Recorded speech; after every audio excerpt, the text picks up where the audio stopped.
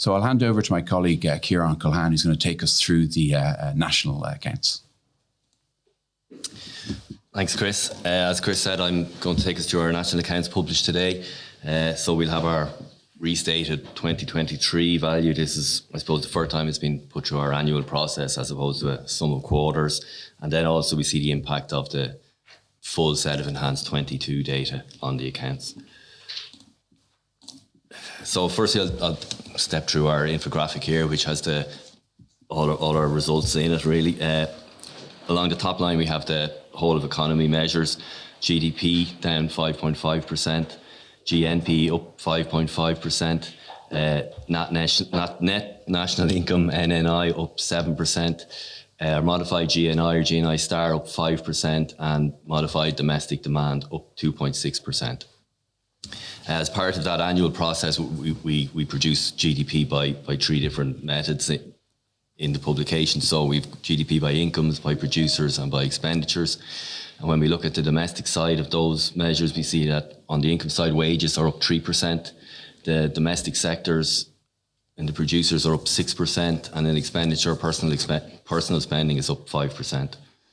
On the foreign side, though, profits are down 14%. The foreign sectors are down 16%, and net exports are down 6%. I think one of the main features of our annual national accounts is the extra detail that we can produce. So when you look into those methods further, you can see information like wages. Professional administrative is up 9%, whereas manufacturing is down 2%. When we look at the individual sectors, agriculture is up 15% and manufacturing down 24%. And then we can look further into personal spending and see that a couple of points. Foreign travel is up 12% in the year, and other transport up 11%. Looking at the year-on-year growth rates, the time series here, we can see that GDP year-on-year is negative. This year down 5.5%. First time it's been negative since 2012, but it is coming off two very strong years out of the pandemic, 2021 and 2022 of high growth. GNI star, again, the first time, as Chris mentioned, we publish it today, is up 5%. So showing that's the third year of strong domestic growth after the pandemic year of 2020.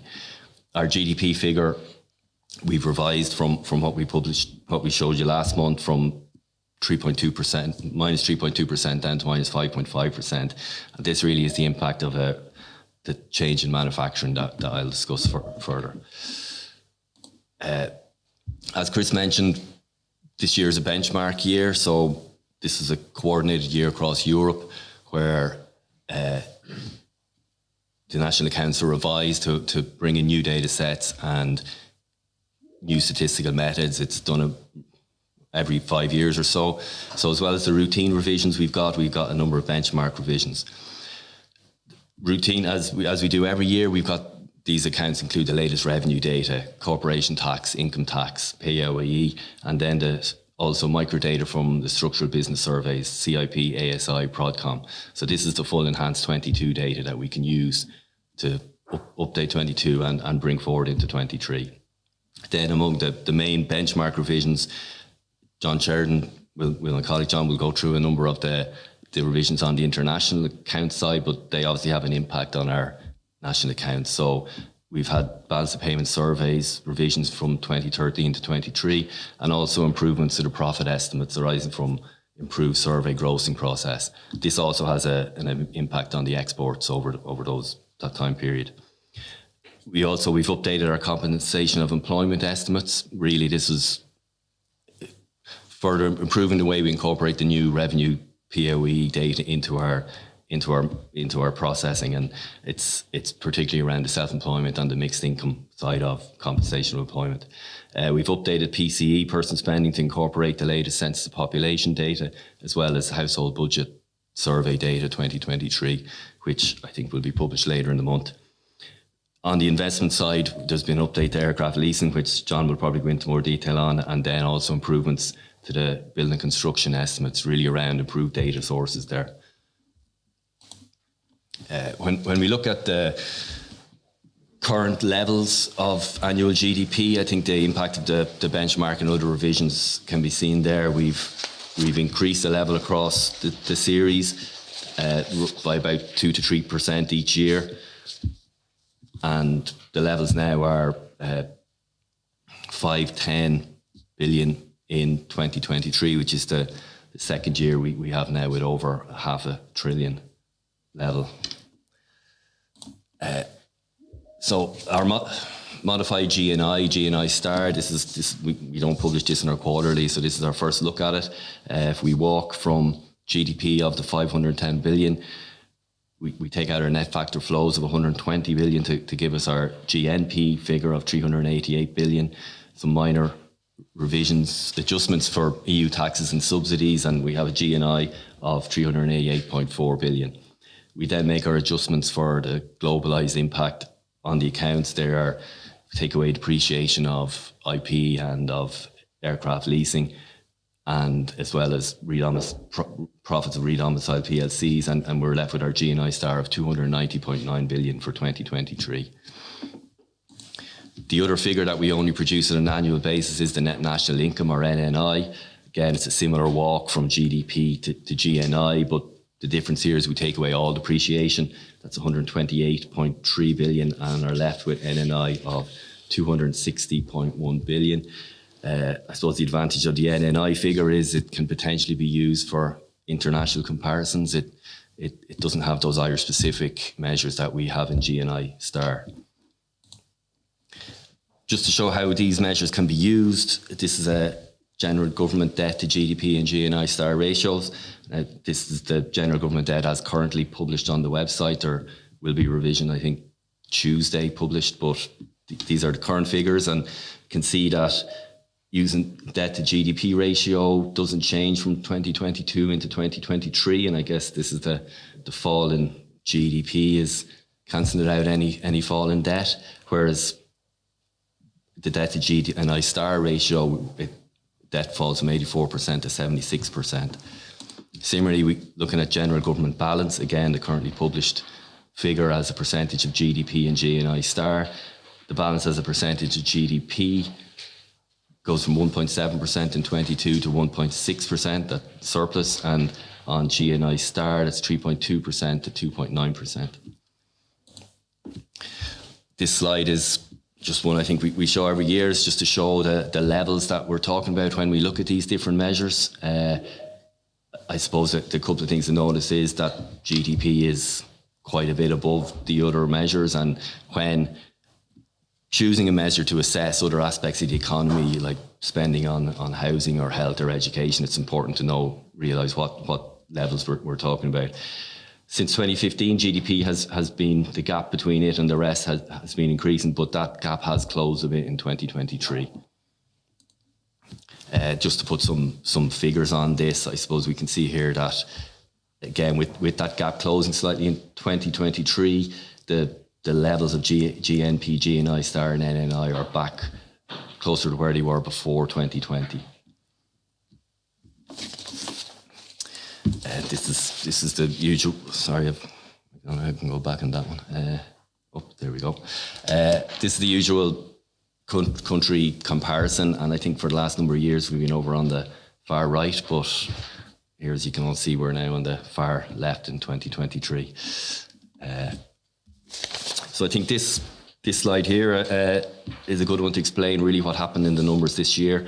So firstly, the revision industry is down 22%. I think when we gave the numbers last month, that was down around 11%. So that really has caused the change from the 3.2% drop to 5.5% since we published those numbers. But also we can see here the foreign-owned multinational enterprises that are dominated sectors, industry and information and communication, make up over half the chart. So you can think the impact they will have on the overall results is fairly clear.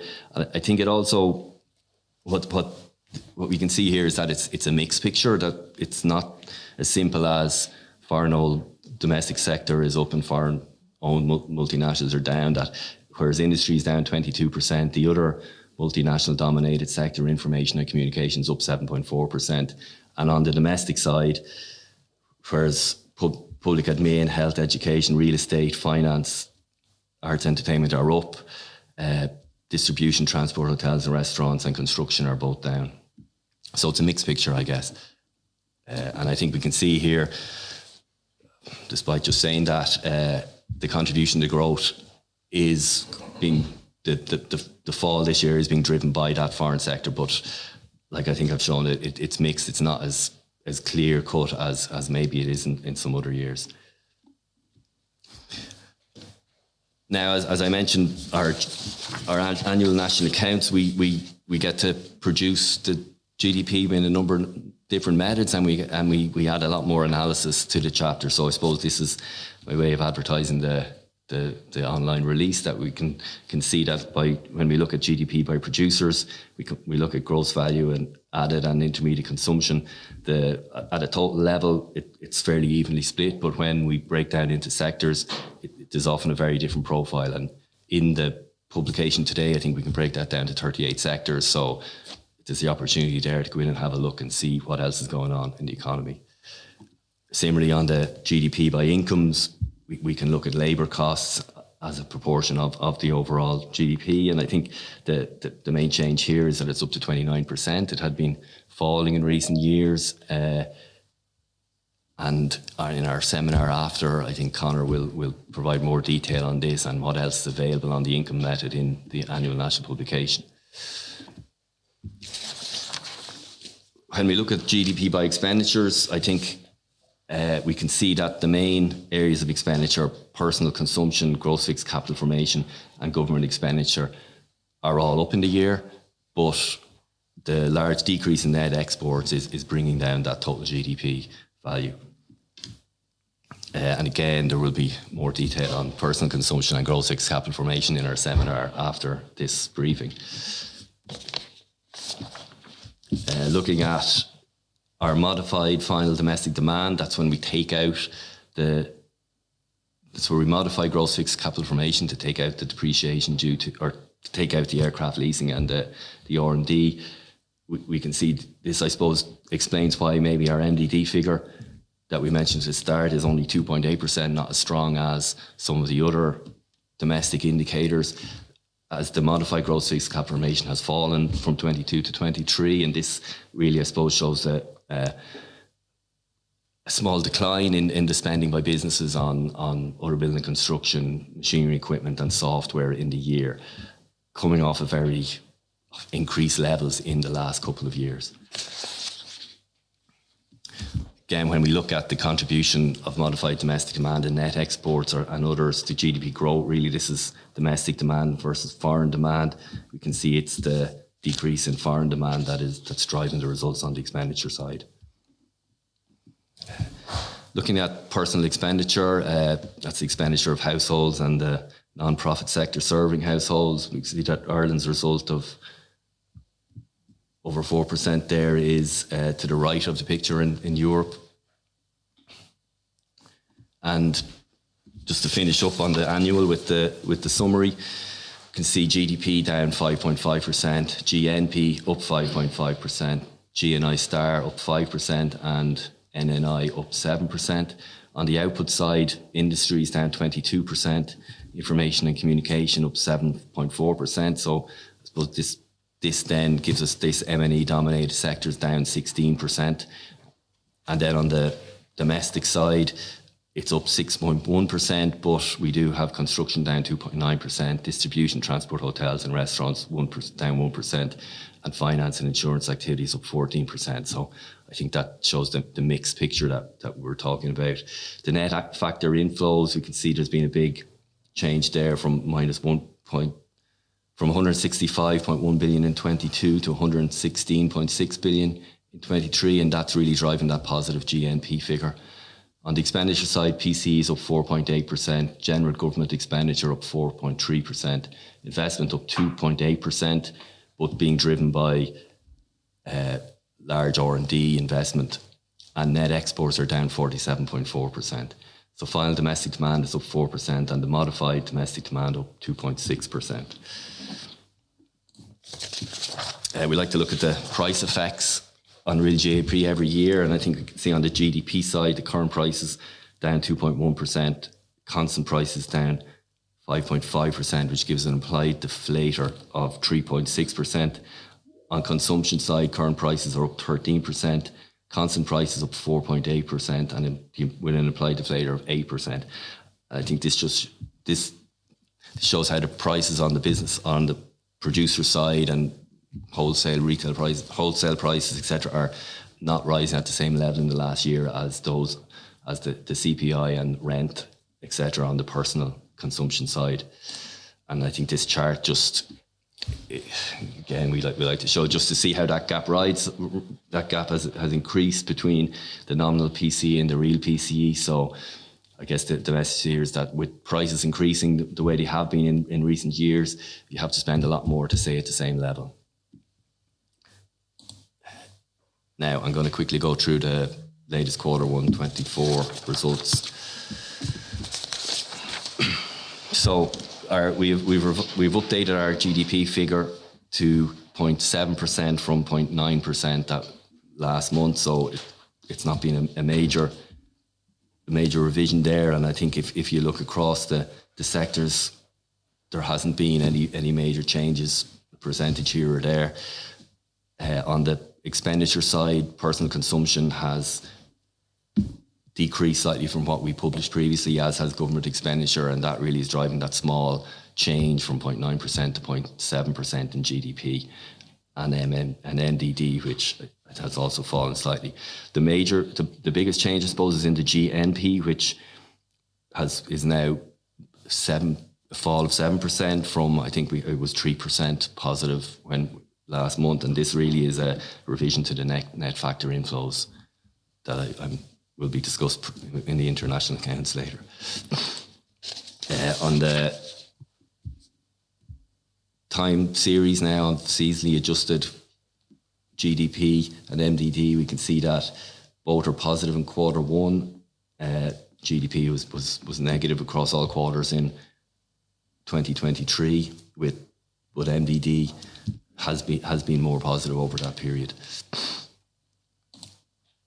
This is I think to just explain, this is the third version of Q1 24 that we've given you. At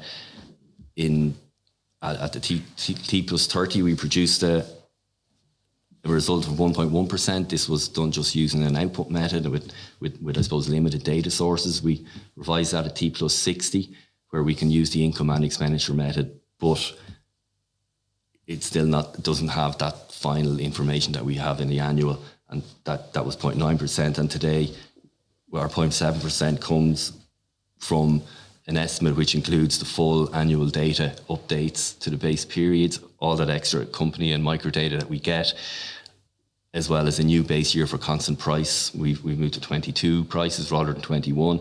And then we also do an annual review of seasonal adjustment and make any changes to that process that comes out of that, which can have an impact on the results. Again, the country comparison, Ireland sitting in there between Luxembourg and Sweden to the right of the chart. So, quarterly summary: GDP up 0.7%. On the output side, industries down 5.7%, information and communication up 1.2%, construction down 1.1%, distribution, transport, hotels and restaurants up 3.1%. So the M&E dominated sectors, again, down minus 5.5%, driven really by that industry sector, and the non-M&E dominated sectors up 1.1%. On the expenditure side, PCE is up 0.3%, government expenditure down 1.6%, investment down nearly 40%, but that's impacted by the imports of R&D. Modified investments up 5.9%. Net exports up 20 billion in the quarter. Final domestic demand minus 18%, again influenced by that investment figure. And modified domestic demand up 1%. So the net factor inflows at minus 29,142 million is up 7.7 billion on Q4 23 figures. So that gives us that GNP figure of minus 7%. And also compensation and employment is up 1.6% in the quarter. Thank you. So now I'd like to take you through the international accounts and our revisions. So we have data revisions this year that go back all the way to Q1 2013, which is a much longer time period than normal. We also have our new data series for redomiciled PLCs for 2023, our CA star data for 23, and our US current count for 23.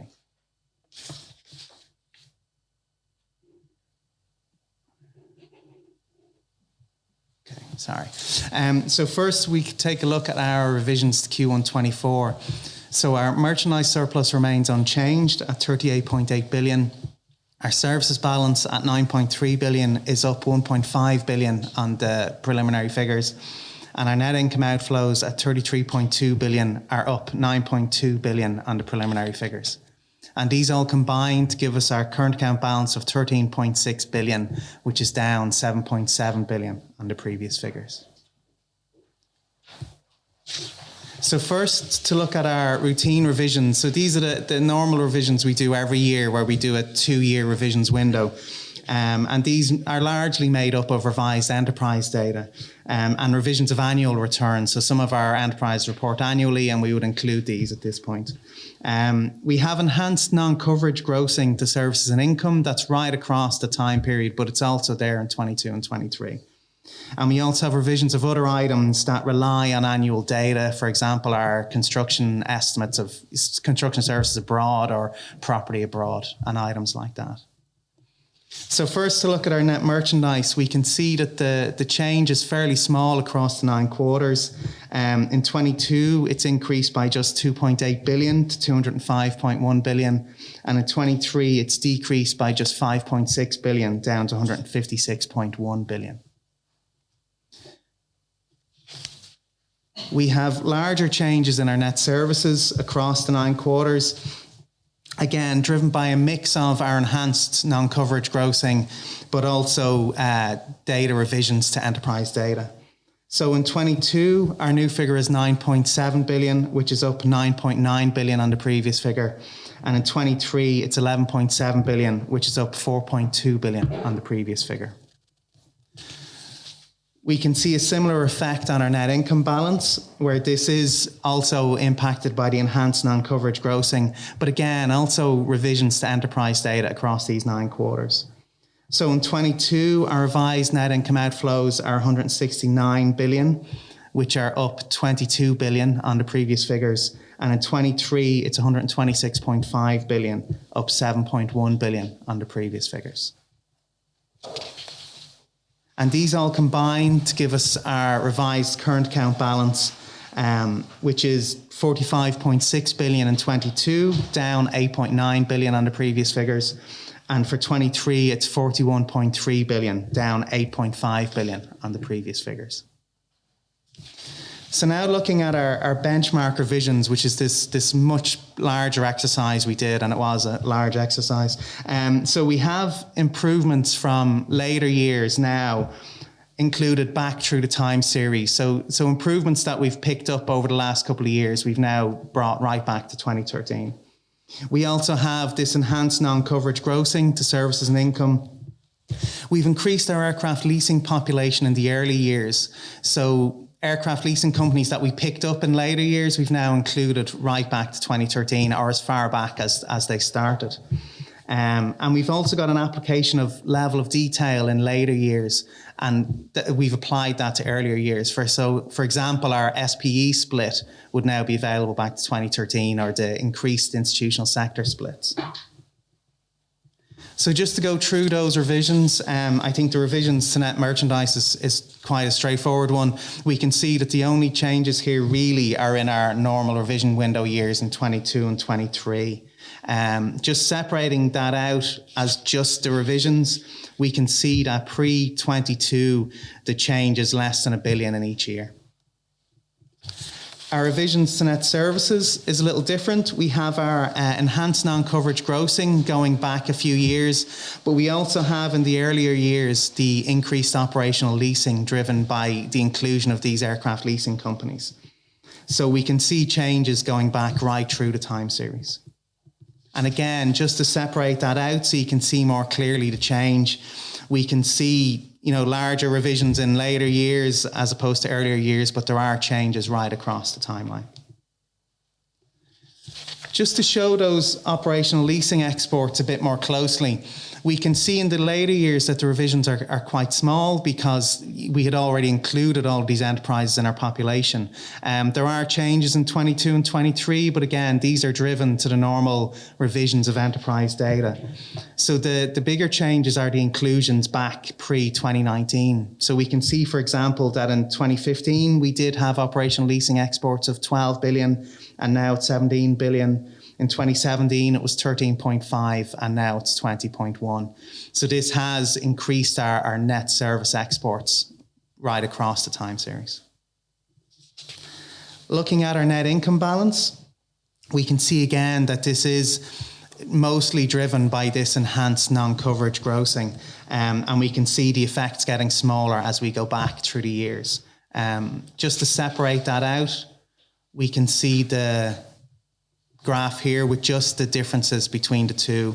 So we can see again the change is bigger in the later years and then getting smaller as we go back. And these all combine to give us our revisions to our current account balance. So you can see that in the early years, the new current account balance is higher than the previous figures, and this is due to the inclusion of this extra operational leasing. While in the later years, the increased net income outflows from the enhanced non-coverage grossing have reduced the current account balance. Looking at just the revisions again, we can see that a bit more closely. So we do have these changes right across the time series. We've also updated our redomiciled PLCs chapter this year. So we can see here the total net income and then the net income when we exclude the effect of the redomiciled PLCs. The impact of these redomiciled PLCs is that they have income inflows that act to reduce our net income outflows.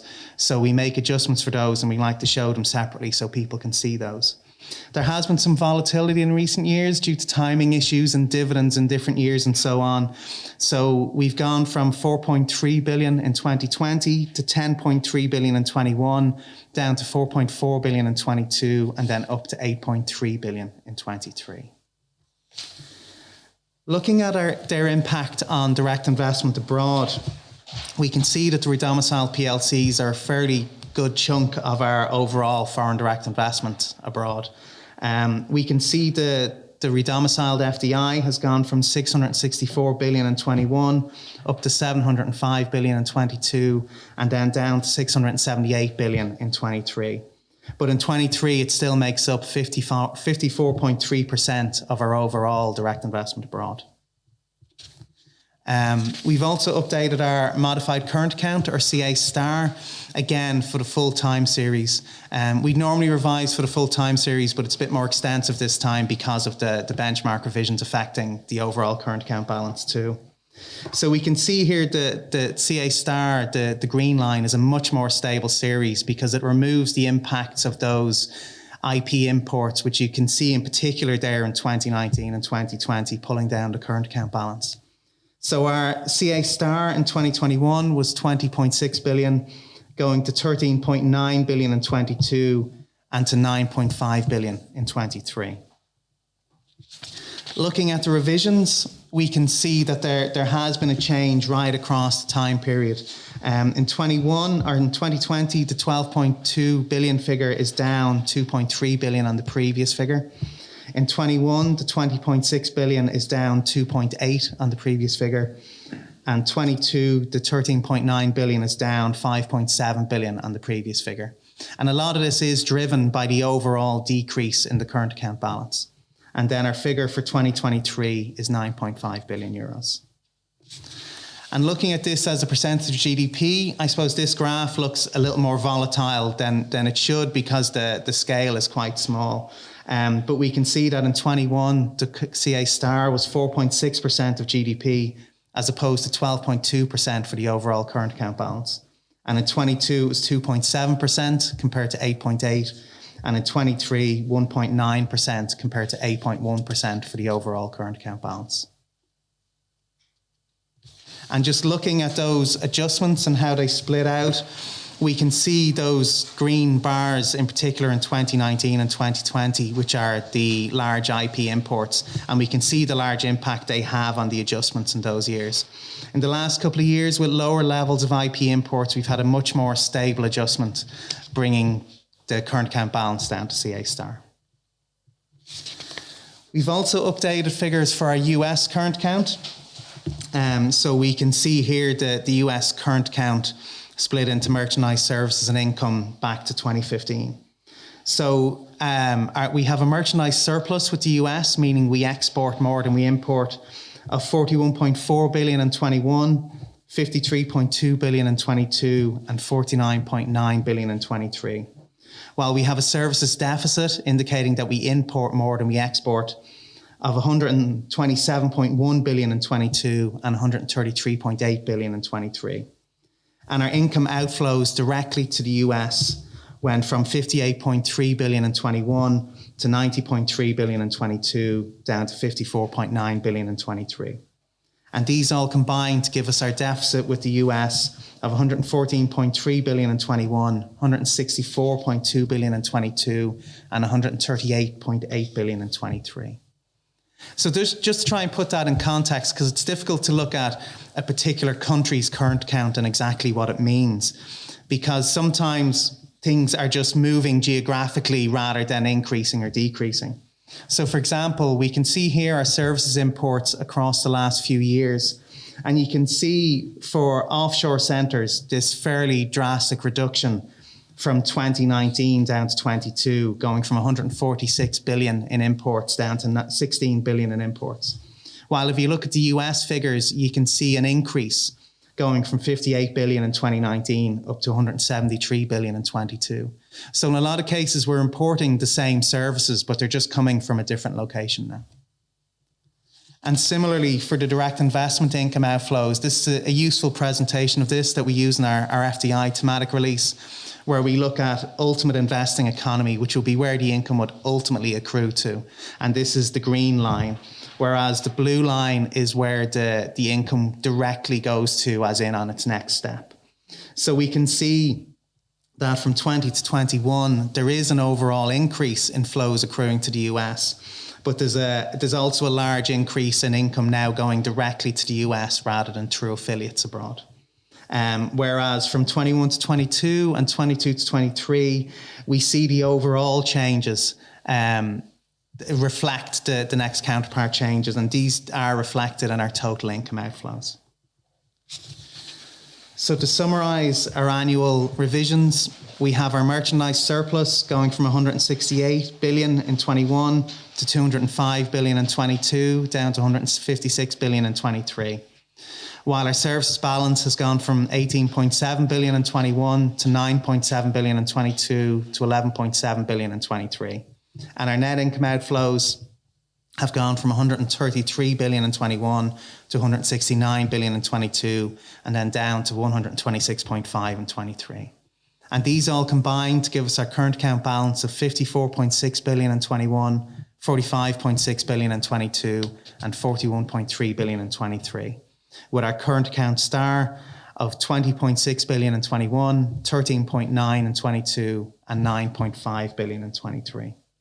So just to finish up with the revised Q1 data, we see our net merchandise balance of 38.8 billion, our net services balance of 9.3 billion, and our net income outflows of 33.2 billion, all combining to give us our current account balance in Q1 of 14.9 billion, or 11.9% of GDP.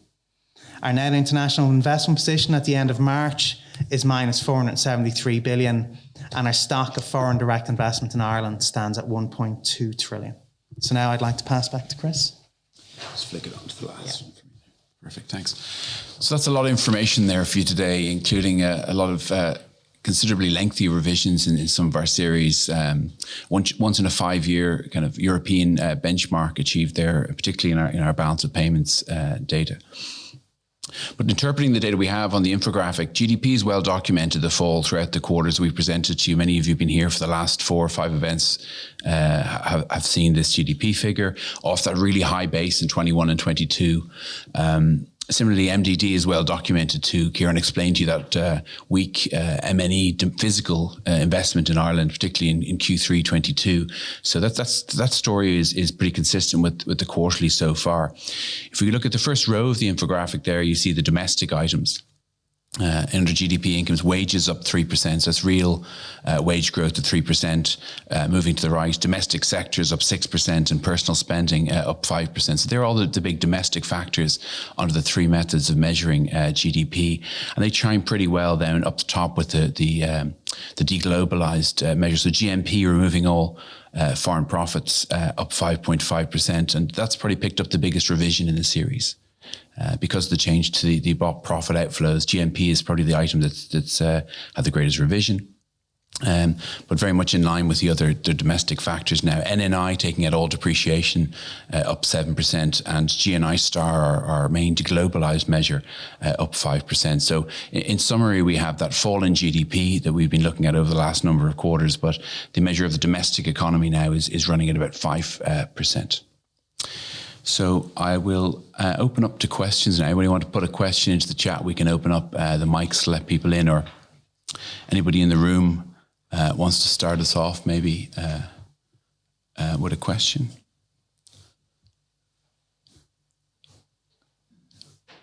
If not, we'll be having a quick coffee. All right. John. Thanks, John.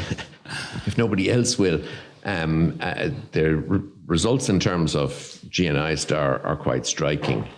And I think that the additional information you are providing over the course of the year, I didn't trust my predictions, but in particular, the wages of the M&E sector did give a clue as to what was going to happen, so that the figures are I suppose, surprisingly strong for last year. Now, in terms of questions, I won't hold back because mine are technical. The difference between NNI and GNI Star, is that due to redomiciled PLCs predominantly? And you showed the figures, but I could probably do the sums if I had my PC here. But so is that the difference between the two of them? So that's my first question.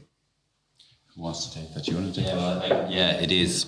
So the 2% or over 2%, the 2% difference there really is that the change in profits of redomiciled PLCs from 4 billion to 8 billion has had that in 22 to 23 has had that impact on the GNI Star. Good enough, yeah.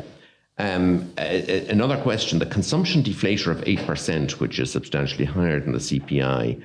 Now, you did give some clues as to why it's that high. So if you could say a bit more on that. Do you want to save that? Well, we have a presentation on that. Or I'm quite happy. I'm going to be here for the presentation, so I'll wait for that. Perfect.